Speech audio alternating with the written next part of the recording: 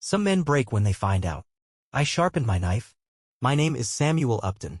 I'm 48 years old and I know how to track a man across 50 miles of rough terrain with nothing but a knife and a gut feeling. Used to be special forces. Got out after a mission went sideways. These days I run private security consulting, risk assessments, corporate protection, threat mitigation. Fancy words for keeping weak men from getting themselves killed. I live alone in a cabin about 30 miles outside of Austin. Got everything I need: land, tools, a reliable truck. I don't care much for neighbors. Keeps things simple. My wife, Audrey, spends most of her time in the city. Work, she says. Too many late nights, too many business trips. But I ignored it. We had an understanding. I handled my world, she handled hers. That changed the day I checked our credit card statements. I don't do it often. Audrey handles most of that, but I was moving some funds for a job and wanted to make sure nothing was out of place. There it was, the Blue Orchid, Houston. 5-star steakhouse. $287. I stared at it. I hadn't been to Houston in months and Audrey sure as hell didn't eat that much on her own. I sat back in my chair, chewing on the thought. My gut told me something was wrong, but I didn't jump to conclusions. That's how you get yourself killed. I shut the laptop, grabbed a beer from the fridge, and stood by the window watching the tree line sway in the wind. A man learns to trust his instincts, and mine were whispering in my ear, telling me to dig deeper. Over the next few days, I watched. She came home late, showered the second she walked in, kept her phone close. I noticed things: her perfume lingered longer, a new necklace I hadn't seen before, the way she hesitated before answering simple questions. How was your trip? Good. No details. Then there was her phone. Locked tighter than a government vault. That wasn't always the case. I never needed to check it before, but people get sloppy when they think they're in control. Heading back to Houston next weekend? I asked over dinner. She barely looked up. Yeah. Client meeting. Could run late. What's his name? Her fork stopped midair. A half-second delay before she answered. Who? I let the silence stretch. She finally set her fork down. Samuel, what are you getting at? I took my time chewing. Just making conversation. She exhaled through her nose, shaking her head, and went back to her meal. But I caught it, shoulders tense, jaw set. That was all the confirmation I needed. I wasn't the type to kick in doors and scream accusations. That was weak. Instead, I did what I was trained to do. I gathered intel. A few quiet checks, a call to an old buddy in private investigations, a tracker on her car. Audrey was smart, but she wasn't smarter than me. The tracker fed me data straight to my phone. Houston, just as she said. But she wasn't at a corporate office. She was at the Lancaster Hotel. Suite 1209. I pulled up the security footage my guy sent over. Grainy but clear enough: Audrey stepping out of a black town car, dressed sharp. A man followed close behind. Thin, glasses, tweed jacket. Academic type. Not the usual kind of coward who got caught in affairs. This one thought he was above it all. I took another sip of my beer, watching the footage replay. A professor. A damn professor. I sat with it, letting the anger settle like a stone in my gut. Emotion makes you reckless. I wasn't about to throw away my dignity over a woman who had already made her choice. No, I'd handle this my way. Calm. Methodical. Unforgiving. I spent the next few days setting the trap. No confrontations, no accusations. Just quiet observation. A man who yells is a man who's already lost control. I wasn't going to lose anything. I wanted to know how deep this ran, how long she thought she could make a fool out of me. Audrey left again Friday afternoon. Said she'd be back late Sunday. The Lancaster Hotel tracker pinged by 6:30 p.m. Right on schedule. I followed. I knew Houston well enough to move unnoticed. Parked a few blocks from the hotel, walked the rest of the way.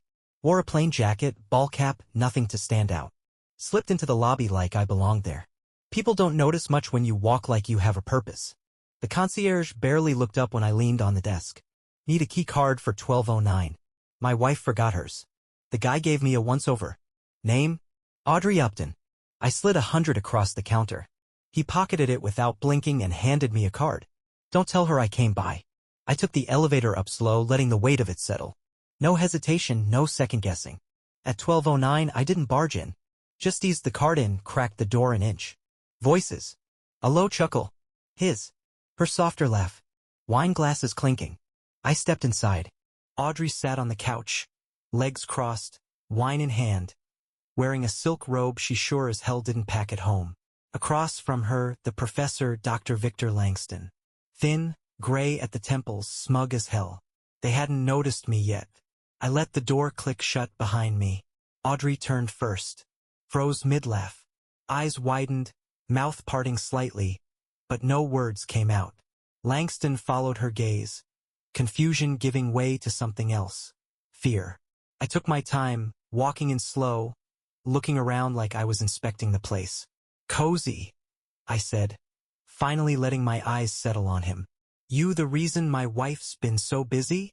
Langston swallowed hard. Mr. Upton. I ignored him and looked at Audrey. You gonna introduce us? She blinked, coming back to life. Samuel, this is... I know who he is.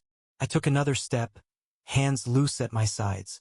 I just wanted to see what kind of man you'd risk everything for. I looked him up and down. Didn't expect it to be a soft-handed professor, but I guess you always did like to feel smarter than everyone else. Audrey set her glass down carefully, like she thought I might explode. Samuel, we should talk about this somewhere else. I laughed. Cold. Low. Talk? You weren't too interested in talking before, were you? I turned to Langston, who hadn't moved a muscle. Tell me, Professor, do you think this was a smart decision? He wet his lips. Look, You what? I stepped closer. He flinched. You didn't know she was married? That it was just some intellectual connection? Audrey's voice was tight. Samuel, stop. I turned to her. Stop? Stop what? Asking questions? That's what smart people do, right? They ask questions. Like, how long? She exhaled sharply, jaw tightening. A few months. I nodded as if that was reasonable. Right? A few months. So all those nights you came home tired, stressed from work, those were just warm-ups before you met up with this guy. She didn't answer. Didn't need to. Langston finally found his voice. I think you should leave. I looked at him. Really looked at him. The way his fingers twitched against his knee. The way his body angled away from me, like he was ready to bolt. A coward. No real threat. But the audacity of him, sitting in front of me like he had any say in how this was going to go. I took another step, close enough that he had to look up at me. You think I should leave? I repeated, voice low. You sleep with another man's wife, and now you're telling him to leave? He swallowed hard. I cut him off. Don't. Just don't. I turned back to Audrey. Here's what's gonna happen. You're gonna go back to the house. Pack a bag. You've got 30 minutes. She bristled. You don't get to order me. You lost the right to argue when you made your choice. I said evenly. You want a fresh start? Fine. You can start it tonight. She stared at me, but she knew I wasn't bluffing. I'd never been the kind of man who gave second chances. I turned to Langston, who was still trying to shrink into the couch. And you? I said, voice like steel. You're gonna go back to whatever hole you crawled out of and pray I forget your name. I leaned in slightly. Because if I ever hear it again, you won't like how that ends. I didn't wait for a response. Just turned, walked out the door, and let it slam shut behind me. Audrey was gone by morning. I didn't check to see where she went. Didn't care. The house was quiet now, the way I preferred it. No tension hanging in the air. No late-night phone calls from the other room. Just me, the scent of coffee, and the weight of a problem that needed solving. Divorce was the obvious move, but obvious wasn't always enough. A man doesn't get betrayed and just walk away. There had to be consequences. Not out of spite, out of principle. She had played me for a fool, walked into our home every night thinking I wouldn't notice. That had to cost her something. I stepped outside onto the porch, let the cold morning air settle into my lungs. My boots felt heavy against the wood. I'd been in worse situations, but this one was personal. In combat, the enemy never pretended to love you. I made a call. 2 rings before a familiar voice answered. Samuel, Daniel Yates said, slow and careful. Didn't expect to hear from you. You still at Blackwell and Finch? I asked, ignoring the pleasantries. Pause, then a small chuckle. I am. Why? Audrey's about to be unemployed. Another pause. This one longer. I assume you're not asking for career advice. No. I'm asking if you still enjoy leverage. Daniel had been a colleague of Audrey's for years. Cutthroat, ambitious, always looking for an opening. He wasn't a good man, but he was useful. He had a habit of knowing things he shouldn't. He exhaled sharply. I take it the marriage is over. I ignored that. I have something for you. Something you can use. I'm listening. I told him about the affair, the hotel, the expenses on company time. Daniel didn't interrupt. Just absorbed. I could practically hear the gears turning in his head. Finally he spoke. That's unfortunate for her. But useful for me. I figured. A pause, then what do you want in return? Make sure she doesn't land softly. Another chuckle, this one deeper. Consider it done. I hung up. No goodbyes. I made the next call on my way into town. Private investigator. Not my usual line of work, but I knew the best. Some men carry guns. Others carry secrets. The latter are usually more dangerous. The investigator's name was Burke. Ex-cop washed out of the force for reasons I didn't care about. He picked up on the first ring. Yeah? I need a background check. A grunt. Who's the target? A university professor. Name's Victor Langston. Burke clicked his tongue. Academic type? What did he do? He forgot that other men exist. Burke laughed. Got it. What am I looking for? Anything that can be used against him. I'll dig, he said. Might take a few days. You've got two. I hung up and parked outside the hardware store. I had another stop to make, but first I needed a fresh set of tools. A man shouldn't go into war empty-handed. The hardware store was just as I remembered, dusty shelves, the smell of oil and treated wood in the air. The store owner, Bob, was behind the counter, flipping through a magazine. He didn't look up when I walked in. Bob didn't need to. I was a regular. Hey, Samuel, he muttered, tossing the magazine aside. What's the project today? Nothing too big, I said, glancing at the rows of tools. Just need some supplies. You got any small cameras? Bob's brow furrowed, but he didn't ask. Surveillance stuff, huh? Got a few options in the back. He led me to a small corner of the store where the tech lived, behind a locked case. He unlocked it without hesitation, like he already knew what I was after. I picked out a couple of small cameras, nothing fancy, just enough to gather the kind of evidence that would make anyone reconsider their choices. How much? I asked. Bob named a price and I handed him cash without a word. Anything else? Yeah, a few more things, I said, stepping over to the tools. I picked out a few small items, a lock-picking kit, a sturdy set of wire cutters. It wasn't much, but it was all I needed. Bob raised an eyebrow. Got something planned, huh? Just taking care of business, I muttered, grabbing a couple of things off the shelf. Yeah, well, be careful with those. Some folks end up in places they shouldn't be, trying to fix their own messes. I nodded but didn't answer. Bob wasn't wrong, but it wasn't his problem. When I walked out of the store, I felt the weight of the plan settling on my shoulders. This wasn't about redemption anymore. It was about control. The kind of control you don't ask for, but take. I'd let things go for too long. Now it was time to set things right. I drove back to the cabin, parked behind the house, and grabbed the tools I'd need. It was time to start the next phase. I didn't want to rush. The best payback is the one you don't have to explain. That night, I set up the cameras. Small ones, hidden well enough that even Audrey wouldn't notice. She thought I was out of the loop, that I wouldn't understand the quiet messages, the phone calls, the way she'd sneak into the house, changing her story every time. But I knew. I knew all of it. I wasn't an emotional wreck throwing tantrums. I was a man who operated in silence, and when the time came, I'd pull the strings. The cameras were placed, the trap set. I moved through it like I'd done 1,000 times before, hands steady, mind sharp. I'd been in far worse situations facing enemies in the field, but this was different. This wasn't about surviving. This was about finishing what she started. The next morning, I got a call from Burke. I've got some dirt on Langston, he said. More than I expected, actually. This guy's got a lot of skeletons in the closet. I leaned back against the wall, lighting a cigarette. What kind of skeletons? Financial troubles, for one. Seems he's been taking money from his students to fund his research, if you catch my drift. And there's a few things that might get him kicked out of the university. Should I send you the files? Not yet, I said. Give me a day. I'll let you know what to do with it. I hung up, tossing the phone on the counter. This wasn't just about exposing an affair anymore. It was about tearing down the walls they'd built, making them pay for the damage they'd done. I spent the rest of the day preparing. I needed leverage, something I could hold over both of them to ensure there was no way out. No second chances. By the time Audrey came back, I was ready. The cameras were recording, the files were set, and all I had to do was wait. When she walked in, she gave me the same cold smile. "What's for dinner?" I didn't answer right away. Instead, I watched her carefully. She had no idea. "Nothing yet," I said, my voice even. "But I've been thinking. I'm done letting you play me for a fool." Her smile faltered for just a second. She saw it in my eyes then, the calm, steady resolve. There was no more pretending. "Samuel, I don't want to hear it." I cut her off. "You're going to leave. Tonight. And you'll make sure Langston knows that this isn't some game. I'm done playing nice." Her eyes hardened, but she didn't argue. Not this time.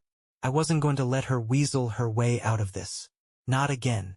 And if Langston thought he could play me for a fool, he was about to find out how wrong he was. The next few days moved fast, but I didn't rush anything. When you've been in situations that push you to your limits, you learn patience. I'd set the course, and now it was just about watching it unfold. Audrey didn't say much when she left.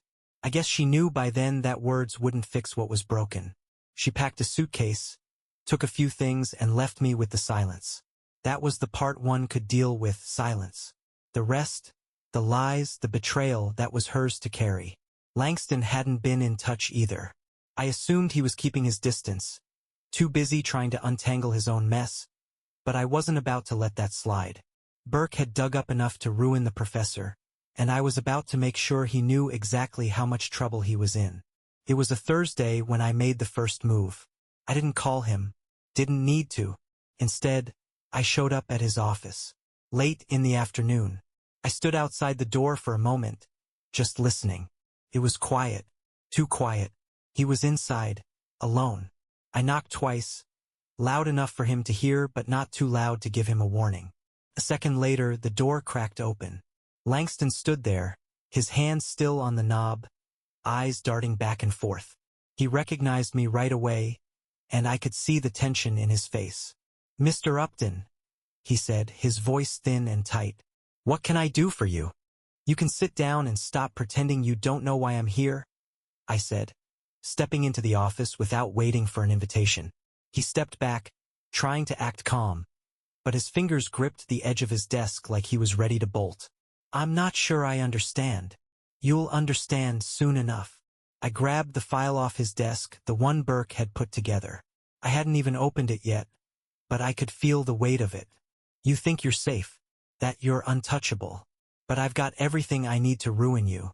Your little side business with the students, your research funding, all in here.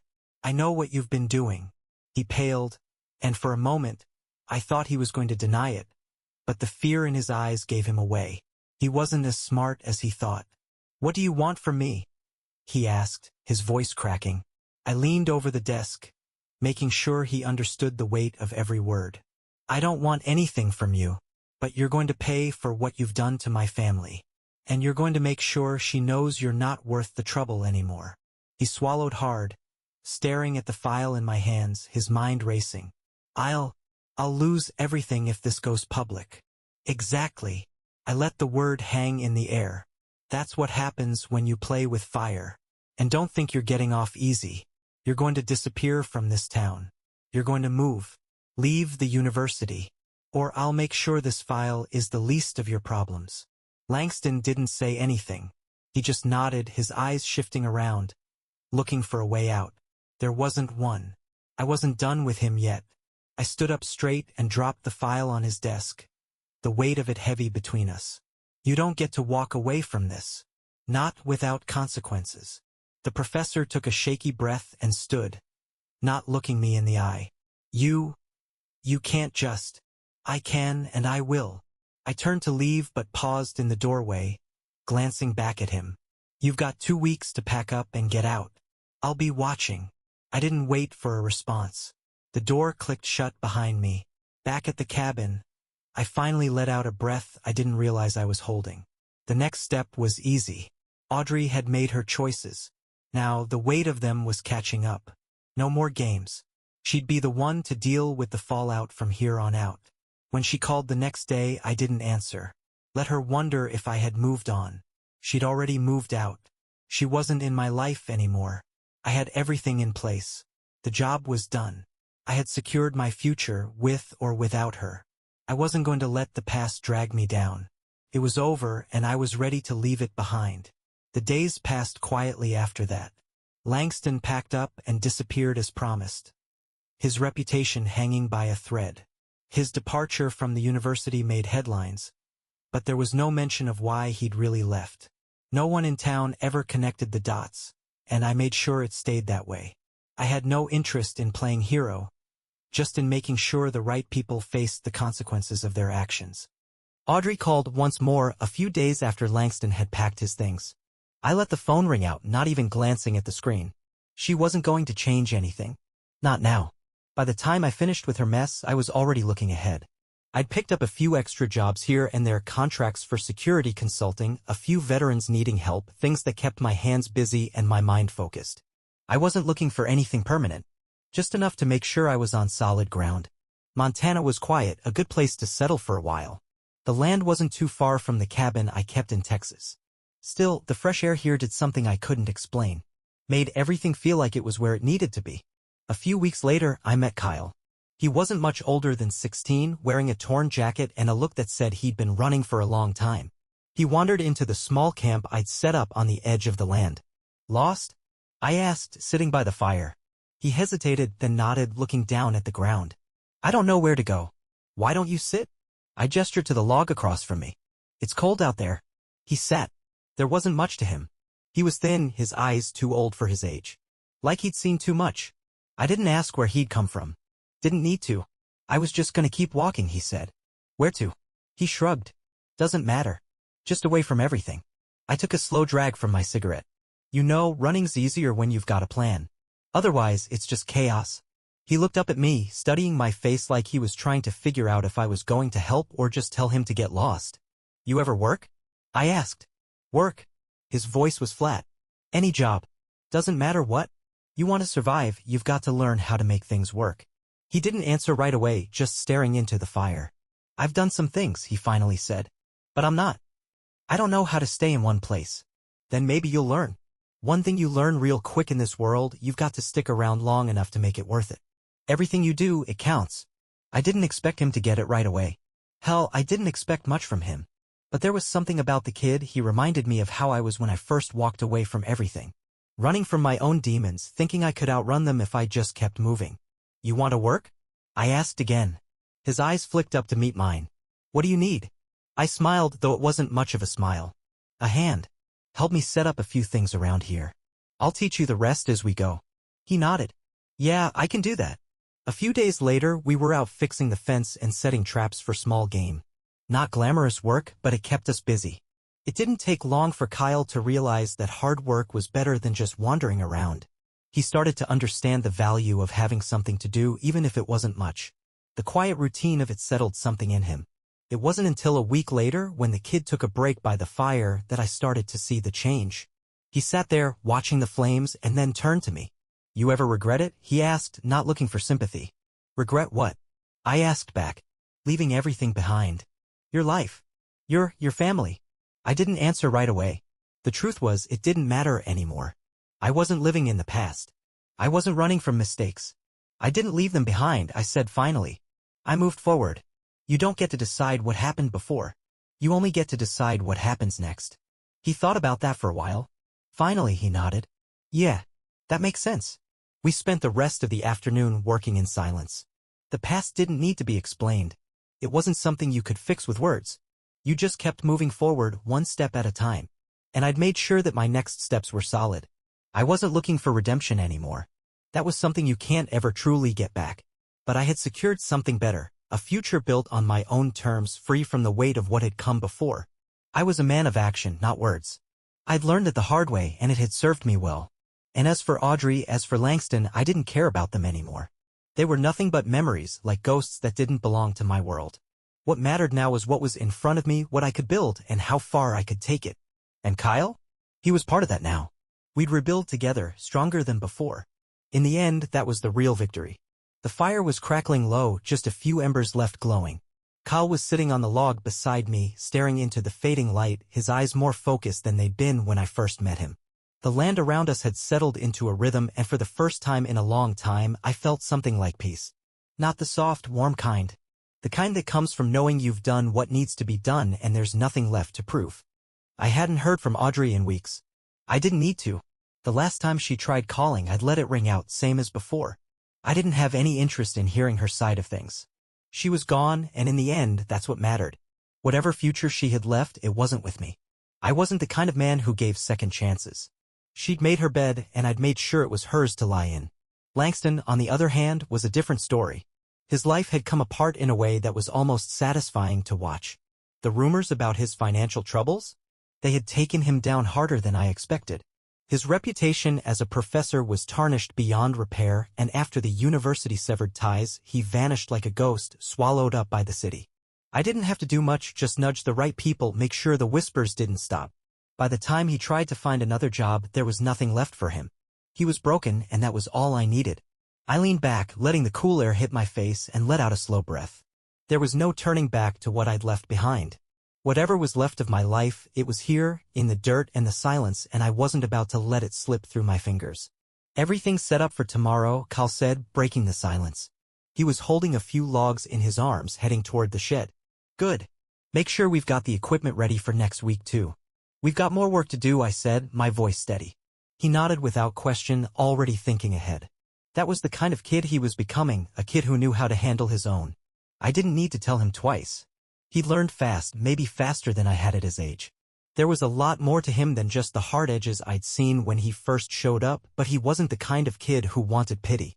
He was figuring things out the same way I had, by working, by staying focused, by doing what needed to be done. When the wind picked up a little, I stood and stretched my back, muscles stiff from sitting too long. You ready for tomorrow's run? I asked him, looking over my shoulder. He gave me a quick grin, the first real smile I'd seen from him in a while. Yeah. I'll be ready. I didn't say anything else, just gave him a nod of approval before I walked toward the cabin. He'd made it this far, and I had no doubt he'd keep going. That was the thing about tough times, they either break you or build you. Cal was getting built. And in a way, so was I. Back inside the cabin, I poured myself a drink, the warmth of it spreading through me as I leaned back in my chair, looking out at the stars. It wasn't much, but it was mine. Everything was. There was a moment, a quiet second, when I let the past slip away completely. All the lies, the betrayals, the endless games gone. The chaos that had threatened to ruin me? It hadn't taken. Everything I had now, I'd earned. And that was the one thing that would never be taken away. Tomorrow, we go back to work. But tonight, it was mine to hold. I didn't need anyone else to see it. Didn't need anyone else to understand. I was done with the past. Done with what couldn't be fixed. And whatever came next, I knew it would be on my terms. That was the real victory.